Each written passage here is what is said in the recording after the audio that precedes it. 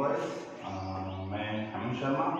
आज अपन कक्षा 10वीं का विषय विज्ञान का अध्याय 3 लेंगे, जिसका नाम है धातु, मेटल्स।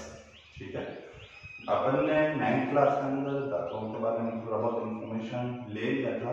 उसी को कंटिन्यू करते हुए थोड़ा बहुत उसमें समझा दिया गया था। आपके अगर याद हो तो आपके 9वीं में दूसरा पार्ट था, उसमें तत्व योग मिश्रण करके एक छोटा सा टॉपिक था। उस तत्व के अंदर आपके धातुओं और धातुओं का थोड़ा सा परिचय दिया गया था। आज उसी पाठ को आधार मानते हुए आपके 10वीं में वापिस धातुओं में नया चैप्टर दिया है। तो हम शुरुआत करते हैं धातुओं से। जनरली अपन अगर बात करते हैं तो जितने भी तत्व होते हैं उनको मुख्य रूप से उनके गुणों के आधार पर, उनके कैरेक्टर, चाहे भौतिक गुण कह सकते हैं या रासायनिक गुण कह सकते हैं, उनके गुणों के आधार पर सारे तत्वों को 2 भागों में बांटा गया है। नंबर फर्स्ट है आपके धातु एंड नंबर सेकंड आपके कहलाती है अधातु। यानी कि उनको 2 भागों में बांट दिया, धातु और अधातु। बंटवारा क्या क्या गया था, कुछ गुणों का आधार मानते हुए। गुण आपके भौतिक भी हो सकते हैं और गुण आपके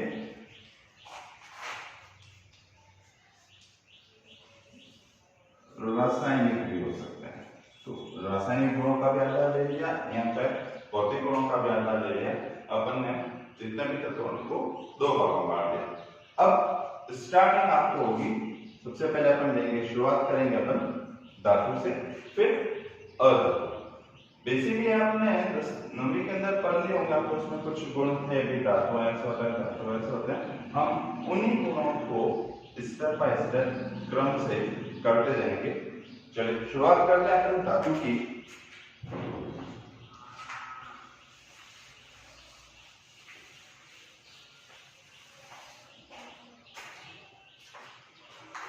अपन लेते हैं जितने भी धातु हैं उनके भौतिक गुण कौन कौन से, यानी किन किन गुणों को आधार मानकर धातुओं और अधातुओं का वर्गीकरण किया गया। अब बात करते हैं भौतिक गुण, तो भौतिक गुण के अंदर उसकी प्रकृति आती है। एग्जाम्पल से उसका कलर कैसा है, उसका अपन कह सकते हैं आवाज है या नहीं है, सबसे बड़ी बात। आप उसको छोटे छोटे टुकड़ों में काट सकते हो, वह किस रूप में, ठोस रूप में, कि द्रव रूप में, कि गैस रूप में, वो कठोर है या मुलायम है। तो इन्हीं सभी गुणों को, यानी आप उसको देखकर उसकी आइडेंटिफाई कर सकते हो, उसको पहचान सकते हो, उन्हीं गुणों को भौतिक गुण कहा जाता है। तो जनरली जितने भी धातु हैं उनमें काफी भौतिक गुण पाए जाते हैं, लेकिन मुख्य रूप से 7 भौतिक गुण पाए जाते हैं। सबसे पहले अपन बात करते हैं चमक की।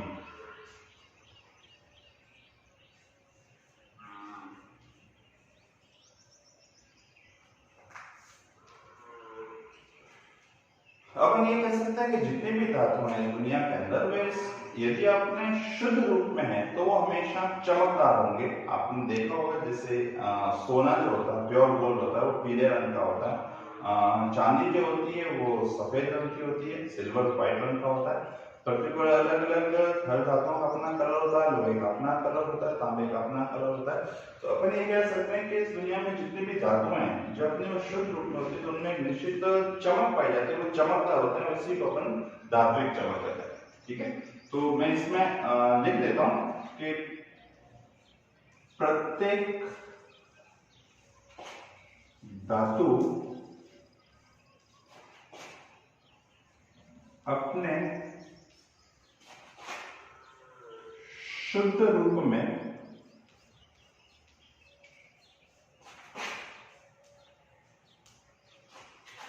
सदैव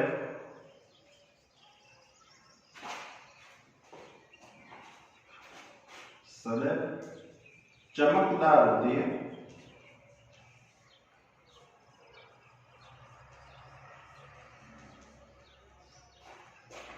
जिसे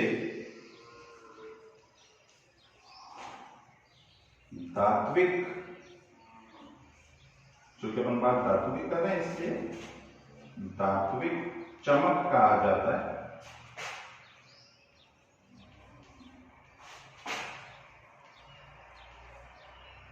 सॉरी, धात्विक चमक कहा जाता है। फॉर एग्जाम्पल से जैसे आपने ले लिया, अपन बात करते हैं सोना की, गोल्ड जिसका प्रतीक होता है AU, और चांदी की सिल्वर AG, लोहा ले लिया आपने फेरस FE, तांबा ले लिया कॉपर CU, और भी बहुत सारे धातुएं हैं। तो अपन ये कह सकते हैं, पहला गुण अपन ये कह सकते हैं कि जितनी भी धातुएं जो होती है वो हमेशा अपने शुद्ध रूप में, अपने ओरिजिनल रूप में जो होगी, ओरिजिनल फॉर्म में होगा, वो हमेशा चमकदार होती है और इस गुण को उसकी धात्विक चमक कहा जाता है। इसके अंदर आप उदाहरण ले सकते हो, आपने सोना ले लिया, चांदी ले लिया, लोहा ले लिया और तांबा ले लिया। अब बात करते हैं इसके दूसरे गुण की, कठोरता।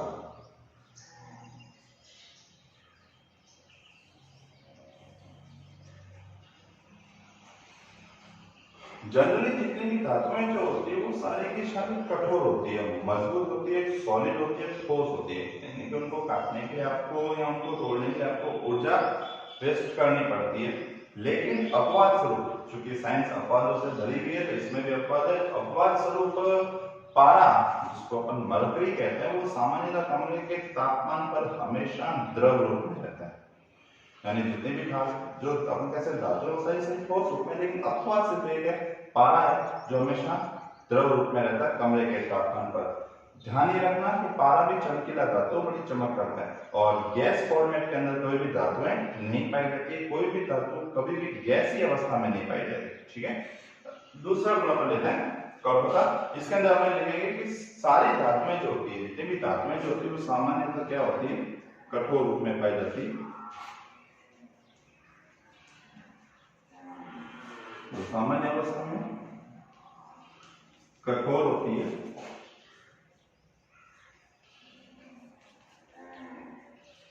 यानी कि कोई भी धातु ऐसी नहीं होगी जो आपके गैसीय अवस्था में पाई जा सकती है, या अपन कह सकते हो गैसीय अवस्था में होगी। ठीक है, लेकिन हाँ इसमें यह है कि धातुएं जो होती है, प्रत्येक जो धातु होती है वो अलग अलग हो सकती है, कोई ज्यादा कठोर होती है तो कोई कम कठोर हो सकती है, लेकिन हाँ कठोर जरूर होती है।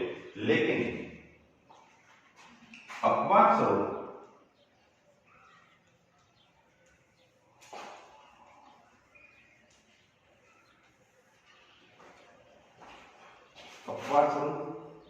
पारा, जिसको मरकरी कहा जाता है,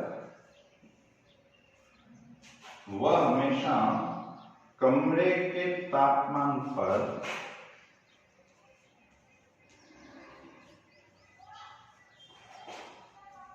द्रव अवस्था में पाया जाता है, वह कभी भी ठोस अवस्था में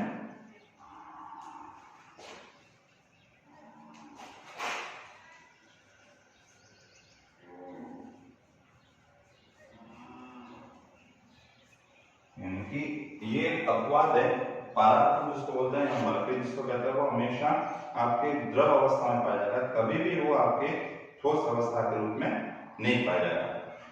इसमें एक और अपन अपवाद ले सकते हैं कि कुछ धातुएं ऐसी होती है, मैं यहाँ पर इंपोर्टेंट में डाल देता हूँ, कुछ धातुएं ऐसी होती है जिनको क्षारीय धातु कहा जाता है।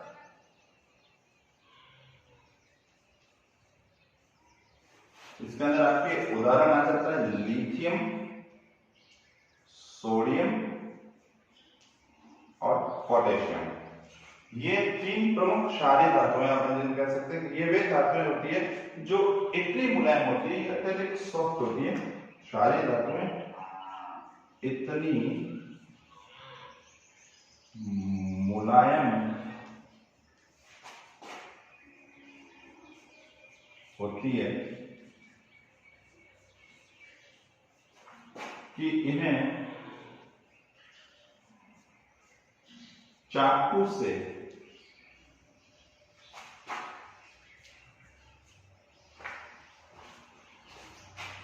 आसानी से काटा जा सकता है।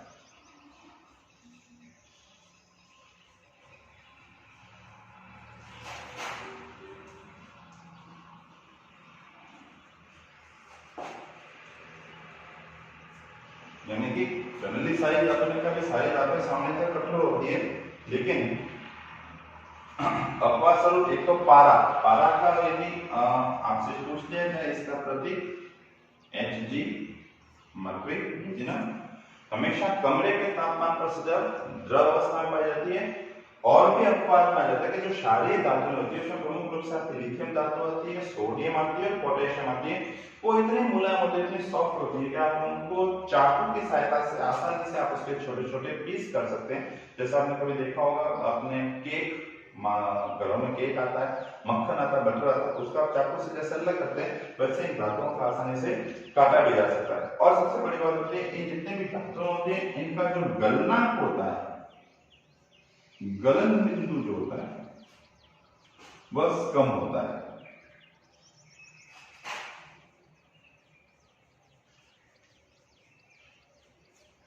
इनका गलनांक कभी भी ज्यादा उच्च नहीं होगा। ध्यान ये रखना कि धातुएं जो होती है वो कठोर होती है, लेकिन हर एक की कठोरता अलग अलग होती है। कोई ज्यादा कठोर हो सकता है, कोई कम कठोर होगा, लेकिन होती कठोर है, एकदम सॉफ्ट नहीं होती है। दूसरी चीज, कभी भी धातुएं जो होती है वो गैसीय रूप में नहीं पाई जाती, गैसीय अवस्था के अंदर नहीं पाई जाती। तो अपन ने पहला गुण लिया था चमक, दूसरा लिया था कठोरता। अब अपन इसके आगे के गुण लेते हैं, इनको मैं मिटा देता हूं।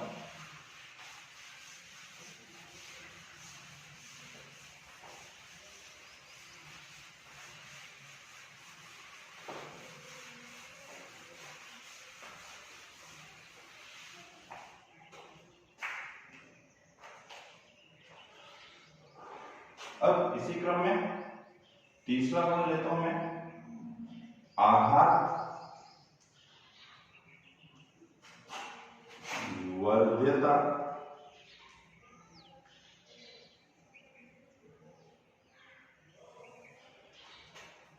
आघात वर्ध्यता का मतलब ये होता है कि जितनी भी जो धातुएं होती है यदि आप उनको पीटोगे, उनको हथौड़ों से तोड़ोगे, तो वो आप उसको पतले पतले चद्दर के रूप में, यहाँ अपन कह सकते हैं उसको अपन पतले पतले तार के रूप में, चद्दर के रूप में आप उसको प्राप्त कर सकते हो। जितने भी धातु होती है, जैसे लोहा होता है, आपने कभी देखा होता है लोहे को आप तोड़ तोड़ के उसके पतले शीट यानी पतले चादर बना सकते हो। तो अपन इसमें यूं लिख सकते हैं कि जितनी भी धातुएं होती है यदि आप उनको प्रहार करोगे तो आप उनको तोड़ कर उनको चद्दर के रूप में प्राप्त कर सकते हो। ये गुण इसका आघात वर्ध्यता है। तो इसमें हम लिख देते हैं धातुओं को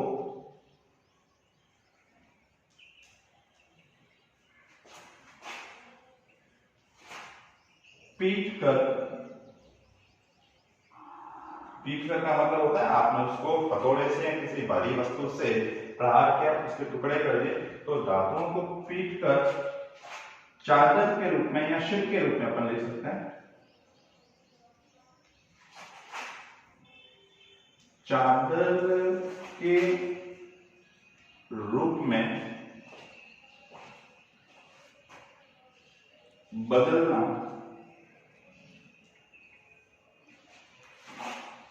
आघात वर्ध्यता कहलाता है।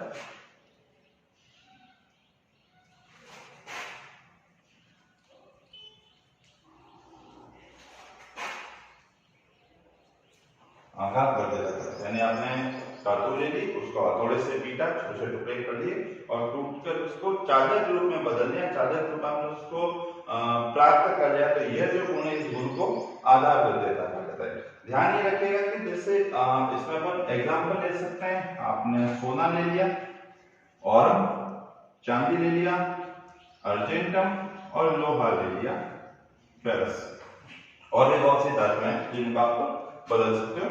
नंबर 4 गुण है तन्यता।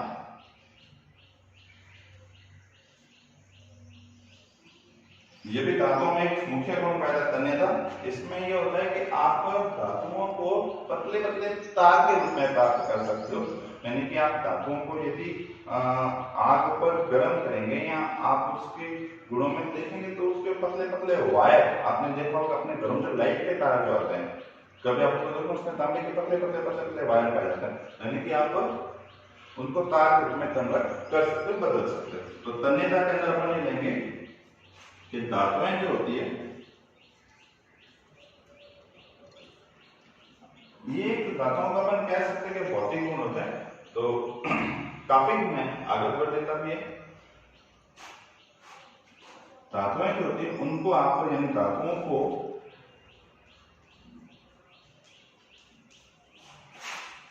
पतले तार के रूप में प्राप्त किया जा सकता है। इस गुण को हमेशा तन्यता कहते हैं। तो यहाँ अपन इसको और रूप में लिखें तो धातुओं को जो पतले तार के रूप में जो खींचने की जो क्षमता होती है, आप उसको जितना मेटल खींचोगे, धातु खींचोगे, आप उसके पतले पतले पतले पतले पतले तार बना सकते हो। आपने घरों देखा तो अपने घरों के कपड़ों के जो सुखाने की जो तार होती है, धातु की, मेटल की बनी होती है। सबसे अच्छा उदाहरण अपने घरों में लाइट जो विद्युत जो आती है, वो जो तार है वो सारे के सारे तांबे के बने होते हैं, कॉपर के बने होते हैं। तो जितने भी धातुएं होती है, यदि आप उनको खींचोगे, थोड़ा सा तनन का मतलब खींचना, जो खींचोगे आप उसको पतले तार के रूप में प्राप्त कर सकते हो। सामान्यतः एक ध्यान रखिएगा, 1 ग्राम सोना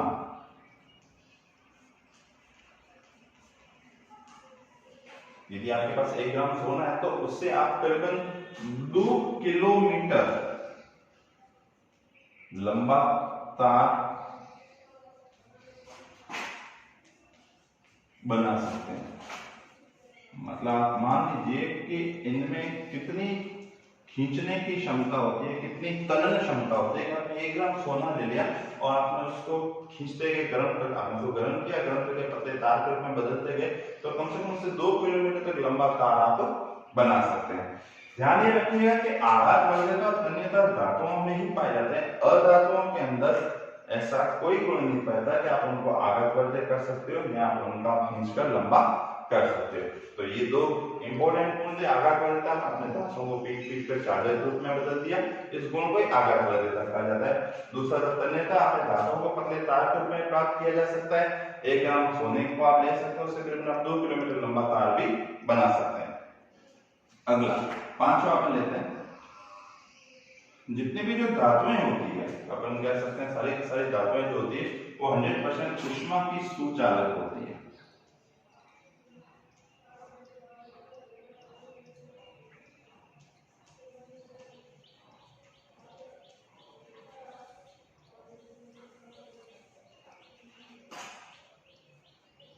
सभी धातुएं जो है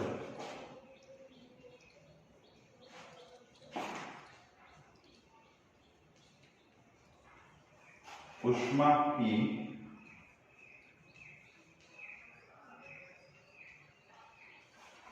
सुचालक होती है। यानी कि आप जितनी भी धातु उनका थोड़ी सी भी अगर ऊष्मा दोगे तो वो ऊष्मा को चलाने का काम कर लेती है। यानी कि धीरे ऊष्मा को लगातार आगे से आगे वो प्रवाहित करवाती रहेगी। खासियत ये होती है कि इनका जो गलनांक होता है,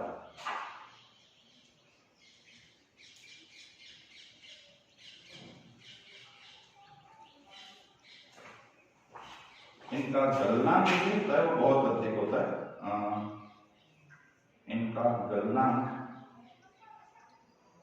बहुत अधिक होता है। आपने अपने ग्राउंड देखे होंगे कई सारे धातुएं होती है जो ऊष्मा को चलाने का काम करती है। उदाहरण के रूप में अपन ले लेते हैं तांबा जो होता है, जिसको अपन कॉपर कहते हैं। तांबा जो होता है या चांदी जो होती है वह हमेशा सुचालक रूप में रहती है। हमेशा तांबा जो होता है, अपने घरों में जो विद्युत जो चलती है, तांबा जो चलता है वो हमेशा ऊष्मा के सुचालक के रूप में रहता है। वो हमेशा विद्युत को चलाने का काम करता है। जबकि चांदी भी जो होगी वो हमेशा ऊष्मा के सुचालक के रूप में कार्य करती है। लेकिन अपवाद स्वरूप सीसा,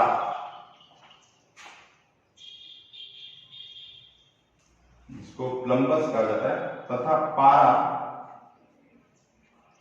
हमेशा ऊष्मा के कुचालक के रूप में कार्य करते हैं, यानी कि ये ऊष्मा को चलाने का काम नहीं करते। तांबा और चांदी तो हमेशा सुचालक के रूप में कार्य कर देंगे, जबकि शीशा और पारा जो होता है वो हमेशा कुचालक के रूप में कार्य करता है। अब बात यह है कि ऊष्मा का सुचालक और कुचालक का मतलब है धातुएं चलाने का काम कैसे करती है। एक एग्जांपल लेते हैं, उदाहरण द्वारा समझाते हैं। आपने छोटी क्लासों में पढ़ा होगा, छठी सातवीं के अंदर एक प्रयोग था कि एक लोहे की छड़ ली जाती है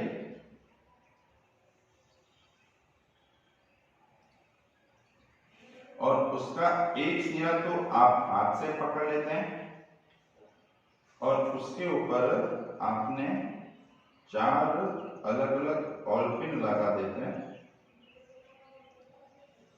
इसका नाम अपन ने स्टार्टिंग यहां से करते हैं, ये ए, फिर ये बी, फिर ये सी और फिर ये डी। 4 ऑलपिन ले ली और इसके प्रारंभिक सिरे के ऊपर आपने कोई मोमबत्ती या कुछ लगा दी। जैसे जैसे ये ऊष्मा इसको मिलेगी, मोमबत्ती से चूंकि लाइट मिल रही है, सॉरी ऊर्जा मिल रही है, जो ही ऊष्मा मिलेगी इस धातु की छड़, ये चाहे आपने लोहे की रॉड ले ली, लोहे की रॉड ले ली, आपने जो ही इसको ऊष्मा के ऊपर रखा, ये इसके कण जो होंगे वो तेजी से ऊष्मा पाकर गति करना शुरू करेंगे, यानी वो सुचालक के रूप में कार्य करेंगे और वो ऊष्मा को लगातार आगे से आगे स्थानांतरित करते रहेंगे। जो ही कण गतिशील होंगे वो ऊष्मा को आगे से आगे स्थानांतरित करेंगे।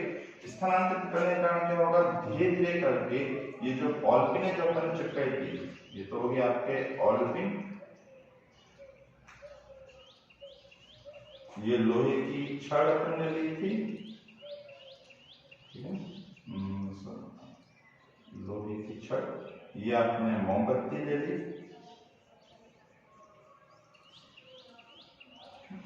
अब जो ये कण ऊष्मा को चलाएंगे वैसे वैसे ये ऑलपिन जिस मोम से चिपकी हुई थी वो मोम पिघलना शुरू होगा और मैंने धीरे धीरे नीचे गिरना शुरू होगी और ये क्रिया अंत तक होगी,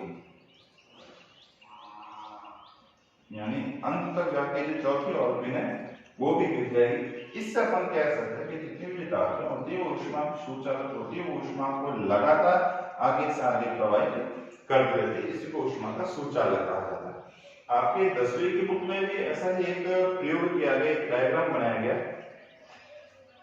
उसके अंदर एक ऐसी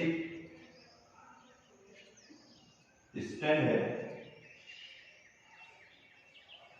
उस स्टैंड के ऊपर एक धातु की छड़ डाली गई है, यही प्रयोग है, और इसके ऊपर ये ऐसा क्लिप लगा दिया ताकि वो छड़ अपनी जगह से हिले नहीं। मैं इन क्लिपों को थोड़ा सा काला कर देता हूं, ठीक है। यहाँ पर मोम की सहायता से एक ऑलपिन चिपका दी और इस जगह पर यहाँ पर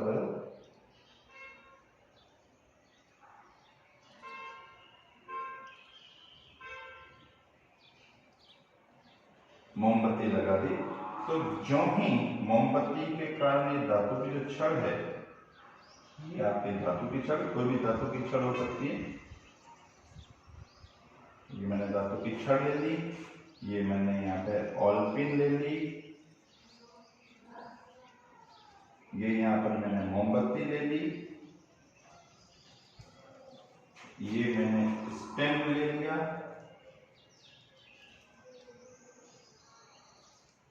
और ये मैंने यहाँ पे से क्लिप ले लिए जिसके अंदर मैंने इस धातु की छड़ को कसकर बांधा है। जो ही मोमबत्ती इस धातु की छड़ को हल्का सा भी टच करेगी, उसकी ऊष्मा पहुंचेगी, इसके कण धीरे धीरे गर्म होना शुरू हो जाएंगे और यह सुचालक के रूप में कार्य करेगी। कण धीरे धीरे आगे की तरफ गति करेंगे और जो ही गति करेंगे जब अंतिम सिरे पर पहुंचेंगे तो यह अंतिम सिरा तेजी से ऊष्मा का सुचालक के रूप में कार्य करेगा, जिसके कारण इसके ऊपर जो मोम जो है वो मोम पिघलना शुरू होगा और ऑलपिन यहाँ से अलग हो जाएगी, मुक्त हो जाएगी। तो यह छोटी क्लासों में प्रयोग था, आपके 10वीं क्लास के अंदर दिया गया। कहने की बात है कि जितने भी जो धातुएं होती है वो सारी की सारी ऊष्मा की क्या होती है, सुचालक होती है। इनका गलनांक हमेशा ज्यादा होगा। आपने नवीं में गलनांक का क्वेश्चन पढ़ा होगा, तो इनका गलनांक जो होता है वो हमेशा बहुत हाई होता है।